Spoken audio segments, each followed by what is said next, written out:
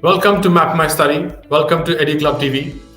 This is an initiative of Map My Study, which is one of the leading international education and admission platforms in India and now globally. A lot of students and parents come online to seek advice on their career choices and also directly apply to institutions globally online. They get their admissions online. The students can apply to almost 25 different countries, 20,000 plus different course choices, and 2,000 plus different institutions around the globe. As part of our outreach, we have this series where we are talking to a lot of senior delegates in the education sector, in the university and the high school sector, and getting insights from them and how to deal with the current situation and getting more knowledge from them in the education sector in India as we are right now. For this today, we have a very special guest, Mr. Sumitra Singh Thakur, who is a principal at the Creek School in Hyderabad area. This is a very popular school in Hyderabad. I'd like to invite him today and ask him to share his insights with us. So welcome, Mr. Thakur. Thank you, Mr. Bhatia. I'm doing great. Would you like to tell us a little bit more about your school, where it's located, and what streams do you teach, and how are you? My school name is the Creek Planet School. I belong to the Venus campus. We are a group of schools. We are having 9 schools, out of which 2 are world schools. One is located in Hyderabad and another is located in Vijayawada. These 2 follow the Cambridge curriculum, and the other 7 schools follows the CBSE curriculum. As in Telangana state, you're aware that 11th and 12th, they come under the junior college, and there are separate entity of schools. So all of our schools are high schools, and we have a huge number with us. All these schools are located in the city heart, nearby area like Bachupalli, Kukatpalli, all these areas. We have our schools. So you hold a key position in the school. Can I ask you what are the key factors that drive you there and keep you grounded to the education sector? Being the key position holder and head of this school, I always been associated with educational leaders for the betterment of students. Constant learning and having to upskill for the current trends. This is the main key factor which keeps me connected with the education factor. Teaching and research are my passion. Since 22 years, I have been associated with the education sector. As an educator, author, motivational speaker, and teacher trainer, I don't just guide students and teachers. I always keep upskilling and learn the current trends. By attending webinars, talk shows, and maintaining a good social network on the national level, I always remain connected with the dignitaries of the education sector. That's good. And so you mentioned you're also keen into research. Any specific area of research that you're very keen on, or you've pursued a lot more on? I keep on doing research in the behavioral patterns in the education sector, in the psychological aspects, in parenting. So that while counseling, while meeting with the parents in our school, all those things definitely help us a lot to counsel the parents and to bring them on for the betterment of the students' level. Actually, the parents' expectations are different, and the school learnings and teachings for the students are a bit different in terms of expectation. So for that, to bring them on the same note, we do require some research support, which we keep on providing them. That's good. And so how do you define your leadership style or your philosophy? In terms of leadership style, I always demonstrate a role model behavior for my students and staff to follow. I believe that as a leader, I must bear the torch for my students and staff and work hand in hand to achieve the desired results. If you want to give a terminology to my leadership style, so that I follow a transformational leadership style. As a transformational leader, I consider the individual needs of students and utilize positive influence and inspiration to ensure that students remain committed to their studies. He or she does not conform to a single standard of problem solution. I directly involve the students and staff in brainstorming ideas for solution to the rising problem. In my school, I understand how to instantly identify aspects in need of improvement while seeking out innovative resolutions. So, that brings me to the next question. I think you're probably the perfect candidate and person to advise us and probably answer this question.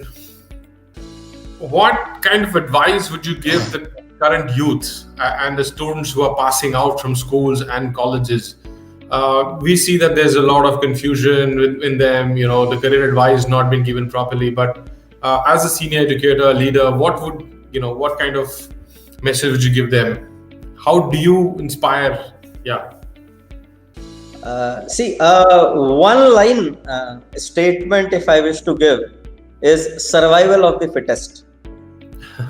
So every youth who is passing out has to take fast decisions. They have to understand what atmosphere is, what traditions are, and accordingly what are the changes they require in their skill set, in their personality to fit into that.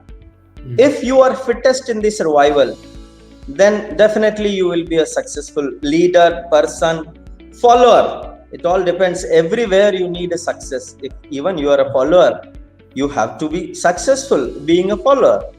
So I wish to mention that the students and the youth who are coming out, they may not get the right advice in terms of career choosing options, because the overall global scenario is uncertain due to this COVID. And due to the COVID and future shock events which we expect, everything is uncertain. Now, during this uncertainty, whatever career advice, whatever advice people are giving, they are giving based on experience, based on past, which they have never experienced. This new normal has not been experienced by our generation. Correct. And we are guiding youth. So when we are guiding youth, we are trying to analyze the situation based on our learning, based on our education, and as we can foresee that what could be the problem, what could be the solution, based on that we are providing some guidance to students.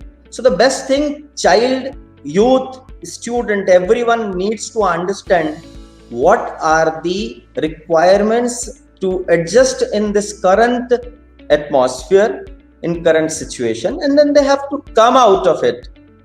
Overall, yes, I agree. But in India, we also see. Let's talk about before COVID and it was a normal life. We've been seeing this for a lot more years. The competition in this country is far more aggressive, and it's growing a lot more aggressive. The performance of high-ranking students has gone much more higher. The colleges are getting difficult. Everyone wants a good college, and it's getting very, very competitive for them, right? And I think at some stage we need to have that balance where students need to understand it's not we feel it's important to get high scoring marks, but that's not the end of the journey, and it's important for us. It takes me to the next question to you, probably as an educator. How do you balance that? Because like you said, every parent wants their child to have high scoring marks, do well in their life and the academic career, and that's that's pushing that competition a lot more. How do we balance that? Because from our sake, I know if somebody gets 75%, 80%, they're also very good students. They're academically strong students. Where is that balance then? I'll take you to a bit past, like 50 years ago. Yeah. More than 50 years. When your grandparents or your parents were in school. Okay. What were the career expectations of their parents? All those children who were studying in schools, what were the career expectations? In reality, there were no career expectations. No, possibly not. They would say just do well in life. Exactly. They were excelling in life as per the trend. Yeah. Fine. Now, I'll take you like after 1991, after the globalization, all the policies when global companies have started peeping into the India, and then we have started moving towards the globalization. After that, science became the major stream of choice, and this happened because of the parental expectations. Now, every parent at that time wanted their children to become doctor or engineer. If I take you through a small data, statistical data, in the year 2021, there are 542 medical colleges and 64 standalone PG institutes. There are 1 million engineering graduates coming out every year in India, 3,500 engineering colleges, 3,400 polytechnic colleges, and 200 schools of planning and architecture, and many more industrial training institutes are there in India. So they all come from the science background. So when you are talking about a cutthroat competition, that competition is into these two fields, mathematics and biology, as a study of a stream. Okay. What about the accountancy field? What about the arts field? What about the fashion field? What about, there are performing arts? There are many more fields. If I talk about the Gurukul system of India before 1850, we were equipped, we were 100% literate nation. After that, things got changed. The English education system came, and by our education, we are just studying the language, in English language, all these subjects. So this focus towards science brought this cutthroat competition. Now, do you really require 1 million engineers in India? Are you able to provide that much job opportunities to these passing graduates? We have to think of it. So, see, that's a very debatable topic. There are various aspects, but you cannot place an engineer for every task. An engineer will not become a carpenter. An engineer will not become a mason. An engineer will not become a contractor, but things are happening. We see in our day-to-day life that the education background is something different, and the professional life or the earning bread and butter, that field or option is completely different. They all together never match. No, I agree, and I think we've got a valid point. But it's a lot of change. The globalization just pushed it. We don't need as many engineers and graduates in India. I think in the future we might, but a lot of them look at overseas as an option, and that's where the whole aspect of pushing is the higher, do better in life, get more income, earn more, and that's what pushes a lot more. I think that brings us to how technology plays a lot of role in our current system. Yes. And I think in the last 10 years, we've seen technology has had a very strong impact in the high school sector as well, from smart classes to tabs to taking the whole curriculum online, and also a different mode of teaching. How do you see technology playing a role in your school and in this sector? I must say that technology has affected positively. Not only positively, very positively. Technology gave ease of working to teachers. Data analysis becomes easy with the help of technology. Catering to the different learners' need is easy in the classroom with this help of technology. Now, new technology and all these things helping teachers from coming out of the traditional pattern of teaching. Earlier, they were unaware about the behavioral pattern of students. Now they can analyze. They can analyze the multiple intelligences. They can implement the Bloom's taxonomy. They can prepare their question paper set. All these things are possible because of. If I talk about the types of learners into the classroom, there are 4 types of learners: visual learners, auditory learners, read and write learners, and kinesthetic learners. So before the introduction of technology, it was very difficult for every teacher to take care of these 4 set of learners. They were either able to pay attention on one type of learner at a time. If they are speaking something, so auditory people were paying attention, and all 3 were involved in here and there other things. But now things have got changed. A teacher can categorize a classroom in 4 sections. Accordingly, they have technological tools available into the classroom without making chaotic situation. They can easily transform the content to all the children. So this is how, yes, I must say technology played a very vital role in the classrooms. So, you touched on a very important point as well, that the change for teachers has been also a big shift. And, from a non-tech teaching mode, suddenly they go into technology as being has been a support factor there.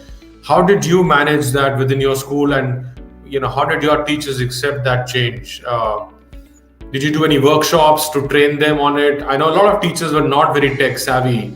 How did that change happen? How did you inspire them to use technology as support factor? I'm sure it's not the main mode of teaching. It's always technology just helping us to teach. Yeah, definitely. Technology is working as a support for us.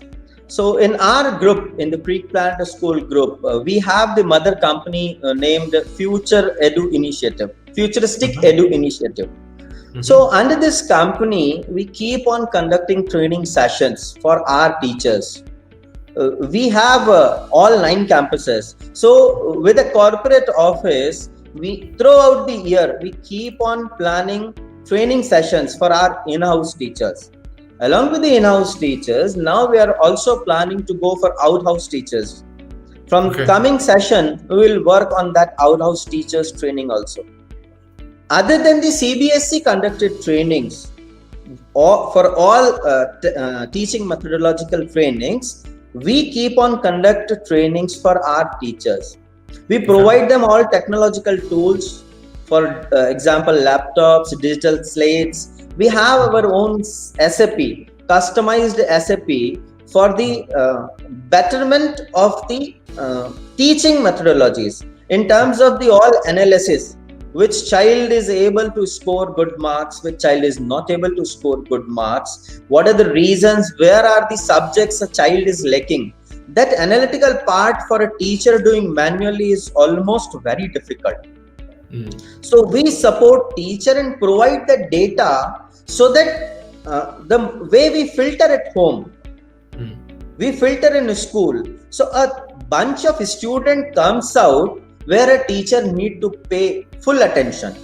So there comes the remedial classes in picture with a small bunch of student assigned to a subject master, either of this campus or any other campus, gives us the best result for each and every child who is studying with us.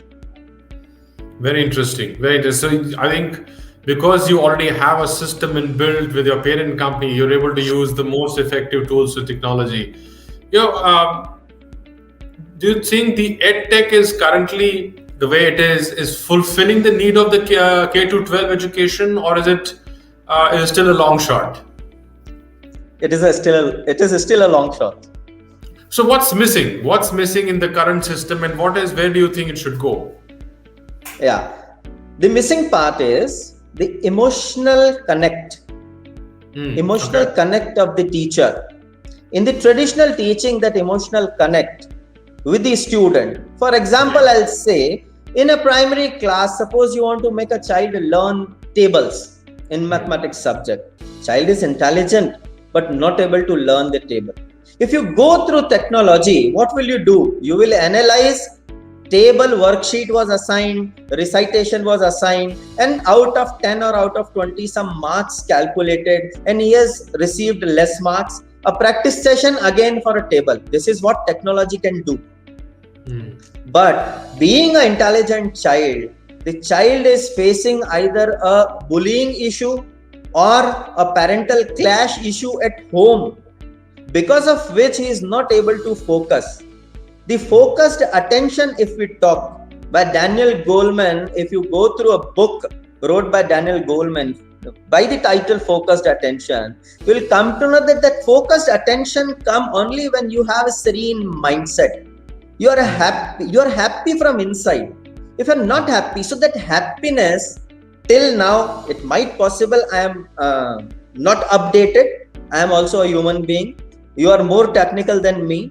I have not found any device in my working which can give a parameter of happiness, which can give a ready reckoner of happiness, so that I can add on some value to make that child happy.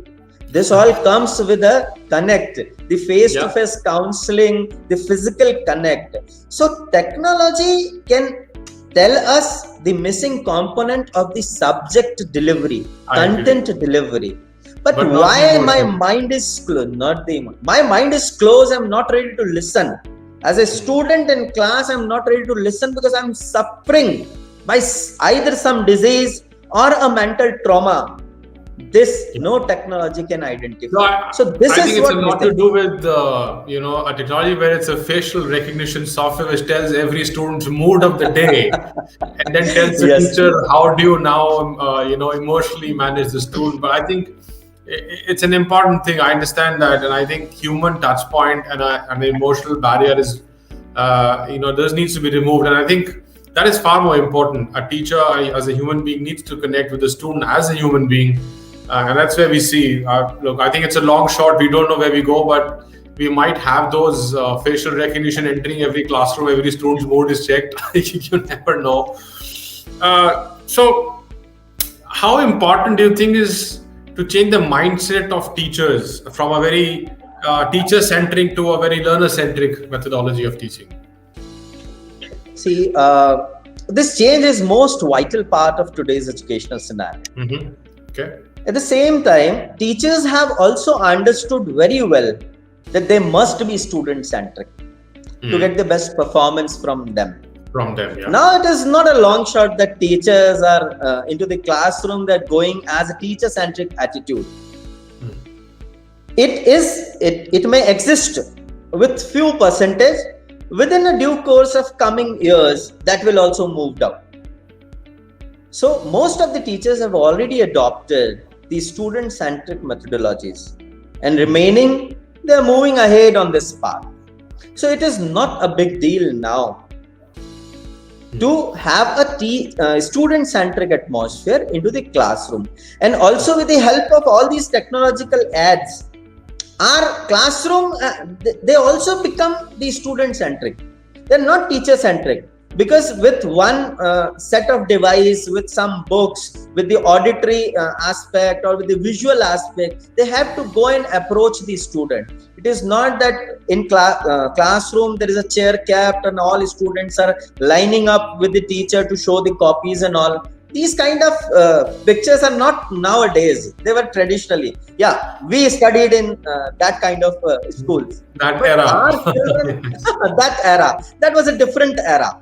I hope, and I am very positive on this, that whatsoever teachers fraternity are in my contact on national level, the principals fraternity are in my contact, I do not find anyone talking about it that our school teachers are teacher-centric teachers and they're not student-centric or learner-centric.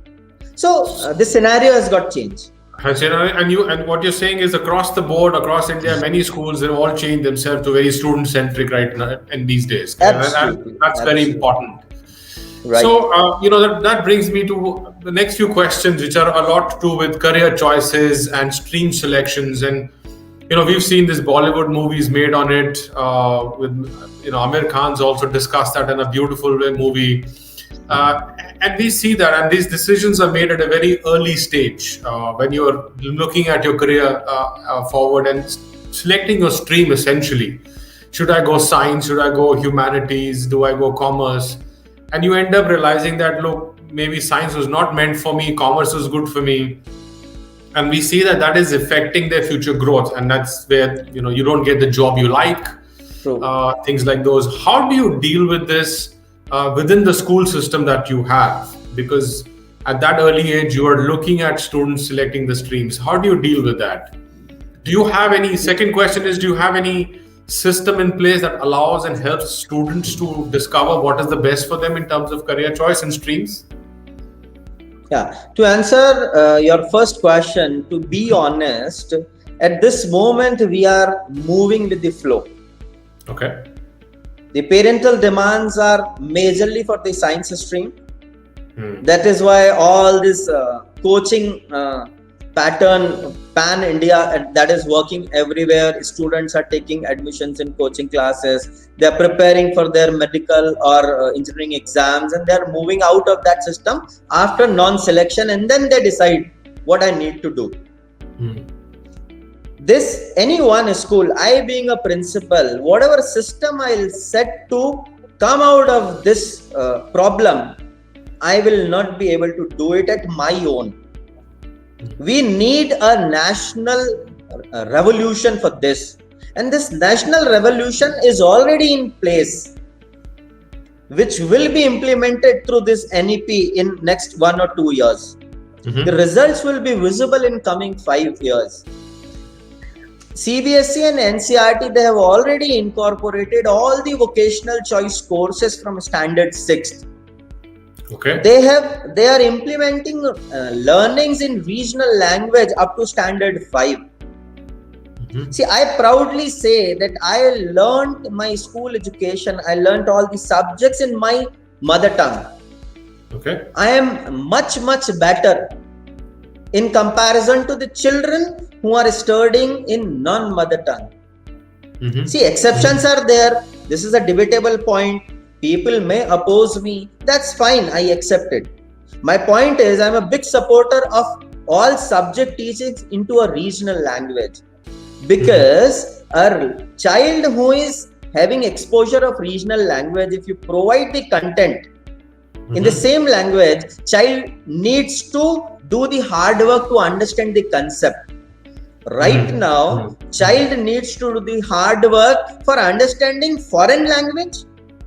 And then the concept. See, out of all the countries of the world, there are 11 countries where English is the major language. In all the top-notch countries of the world, if you name Germany, if you name France, you name Korea, South Korea, Japan, China, the world leaders, their education system, their communication system, everything is in their native language. They don't struggle to learn another language.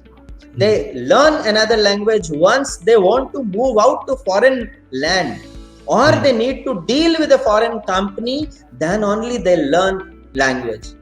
Chinese people or Japanese people learned our language, either Hindi or English or any other, only when they moved out of the country to do the business with us. So it was very need based. It was not a mandate for them. It was very need based. Exactly. But for Indians, it is a mandatory thing. Our child needs to learn those alphabets which she does not require, because he already knew the regional dialect. If I talk about a general conversation, a child after birth gets a 10-hour in a day conversation, listening or speaking in mother tongue. Yes. By the age of 5 years, if you take 10 hours in a day, 365 days in a year, and then calculate, it comes up to 1800 hours of mother tongue exposure. And a 5-year child, when coming to school with zero exposure of that foreign language in which he has to study the new subject, so he has to struggle. Yeah, I agree. And that too. I think what you're saying has both merits and demerits, and I think it's the rise of competition and how Exactly. India as a country evolved in the education system, moving away from a regional teaching mode, was more into the overall scenario of making students adaptable to the global economy and what they could do in future in life. But I think what you're saying also has its own merits, because then you're not stressed out. Learning a new language is another subject for you. I think you're comfortable in your own language. You go home, you talk to your parents in the same language. You're trying to accept it. I think, like you said, let's see how the new next 5 years show us what kind of progress we come in that. I think so. As a school, do you think you are able to, do you have a system, or you're able to guide students to choose the right kind of streams and career paths they're on? That was the next. I thought I'll address that. Yes. At present, the system is personal counseling, the career counseling with the teachers, with the subject experts, and with the principals. or we Okay. have the educational counselors, psychologists appointed with us. We all, Okay. when a child approaches or a parent and a child approaches us, at that time we try to understand what are the needs, what are the parental expectation, what are the child's abilities and skills, and based on that we try to give them a framework, that this is the framework where your child can move ahead. Now decision is yours, whether you want to choose a science stream or accounts stream or humanities stream. That depends on the parental choice, but the personal counseling system is there. What I Okay. believe that with the implementation of NEP in future years, yes, we will be able to come up with a system starting from standard 3 onwards, where we will be able to provide such a setup to students where they will be able to identify their talents, and based on their talents we will be able to nurture them, and then by the age of 11th and 12th classes, when they reach up to that age, they will choose right career. Yeah, I think that's important. So, Yes. teachers also play an important role in this. How equipped or how comfortable are teachers at the Creek School and across other campuses to be able to advise students, to guide them in their career choices or stream selections, do you think? See, we are a high school in all our campuses, and what policy we are implementing, that directly we are trying to avoid appoint a new teacher for higher classes. Right. We always try to take experienced teacher in our system. So we appoint teachers in the primary and middle section. We give them chance, we train them, and then they come for higher classes teaching. So this provides us experienced teacher in our system, because we follow a corporate set system of teaching and learning by this. And at the same time, when you want to guide a student, you should be having a connect. A new teacher might not have a connect with the child, where that teacher would be able to understand what are the needs, what are the skills of a particular child to whom they are counseling. So we follow this experienced teachers setup, and we have our counselors, psychologists appointed. So they take the initiative with the presence of the psychologist as well as the subject expert, and if required in the presence of principal, we try to guide students, because they are the passing out batch in all our schools. Right. They have to go and take admission in some other schools. So for the stream selection, we try to guide them based on their experience with pre-group up to the high school. Up to the high school. That's Yeah. interesting. And so finally, how is your school's next vision? We've all gone through a very tough phase of pandemic. We're all hoping to get out of that. We're all hoping that the life will become normal for all of us. And I think every school, every student has had to study online. That's been a massive change and a very radical change for all of us, whether it's the parent, whether it's the student or it's the school. Where do you see yourself as a Creek School, as a group, in the next 10 years? And how do you see yourself coming out of the whole pandemic situation, and what's new as a vision for the school? In terms of elaboration, there could be a paragraph of pages to answer this. I would like to keep it as a crisp. Yeah, crisp. I'll give you 3 statements. One is the emphasizing a caring and inclusive environment. Okay.